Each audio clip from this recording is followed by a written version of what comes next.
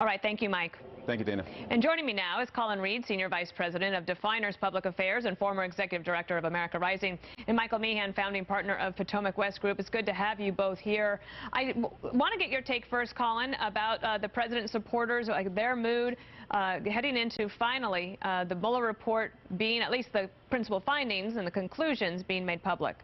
I know, Dana, if you look back last year or the year before, it's hard to believe we'd be sitting here where there seems to be pretty bipartisan agreement in a town that's pretty heavily gridlocked that this report should be public and that the findings should come out, and the report's over. I think that's a good thing. I think it's important we all have an idea of what happened in 2016 so we can protect against it in the future. And where we go from here, I think, because this report has taken so long to come out, there's two different arenas that are going to have a big say on this. And one is the newly elected House Democratic majority, who are going to face immense pressure from their base to go further than where the report goes. And then two, it's the 2020 field. And there was a great New York Times story today about how these 2020 contenders, they're not hearing a lot about Mueller when they're out in the trail, so they're going to really have to grapple with how they deal with it. But both of those players, the House Democrat majority and then the 2020 contenders, they're going to be the ones, I think, that really drive this from here on in. Right, and Michael Meehan, that reporting has been pretty consistent, right? So you have a lot of leading House Democrats talking about the Mueller report and anticipating it and maybe getting ahead of their skis a little bit on that. But the Democratic candidates that are out there on the trail, especially like in Iowa, the reporting there is that they don't bring this up very often. They want to focus on something else. So how are they able to do both? Well, I think you do have unanimous opinion pretty much here in Washington. The President, Chuck Schumer, 420 members of the House all think the report should be made public. I think the Republicans think it'll exonerate the President. I think the Democrats think there's still more in there. And so you have this unique little moment in time. But I think so much of what happens in Washington actually is not being played out in some of these early primary states. And I think that's why you see the schism, with what you're reporting about in Iowa and some of these other places. They don't pay attention to the ongoing drip, drip, drip that we all do because we live and breathe it here inside the Beltway. I wanted you to take a listen to this, Colin, and have you both react to this. This is Senator Kirsten Gillibrand. She was in New York today at a very iconic location, making a big announcement. Watch this.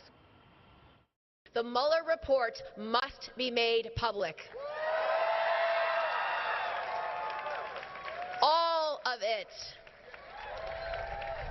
Nobody in this country, not even the President, is above the law or immune from accountability.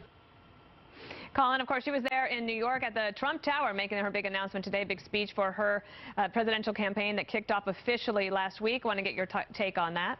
It feels like Senator Gillibrand has had 3 or 4 rollouts, and each one doesn't really seem to go anywhere.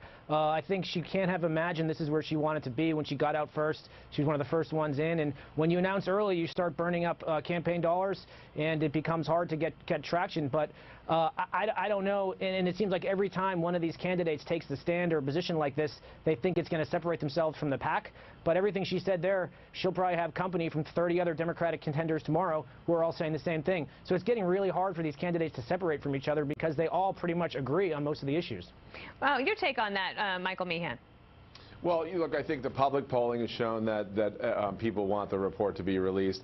People are for transparency in government. So it is, I agree, it's hard to have an edge that you would be conflicted with other people in the middle of the primary field.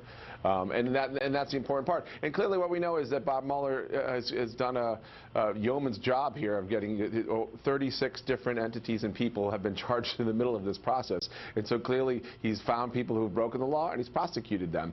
And now we're about to find out what he knows about the rest, but none of it reaches the level of trying to prosecute people.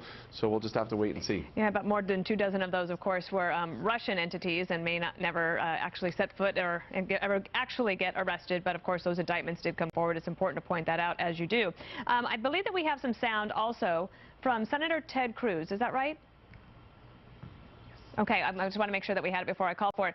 Colin Reed, could you take a listen to this and talk to me a little bit about this tension that's going to be on the Republican side about releasing the report in full or not? The report needs to be made public. It needs to be released to the Congress, and it needs to be released to the American people. This has consumed 2 years of the American people's time, And we need to have full transparency. We need to know the special counsel's conclusions. Now contrast that with Devin Nunes, the congressman from California, who earlier today said basically it's a partisan report, it should be burned, no one should ever have to see it, and he just wants to sweep it all under the rug. Colin, I'll go to you first. Yeah, it's funny how the goalposts have moved, and now it's the Republicans, or some Republicans are the ones calling for the report to be public, and it's the Democrats who are looking to find another metric for success here. But ultimately, it's Donald Trump, and it's what he says and what he does that will drive the conversation. So he said he wants the report to be public, and I think that took a lot of people by surprise when he said that last week. But that's going to be the official position of the party, and then everyone else will have to kind of get in line behind that. The other thing that we've been waiting for, Michael, is the possible announcement by former Vice President Joe Biden that he's going to officially get into this race. He keeps flirting with the idea, or like leading up to it, I guess, waiting until April. He hasn't really spoken about this too much. What do you expect to hear from him, if anything, in the next week or so? Well, I suspect you'll hear that he formally announces his candidacy for president.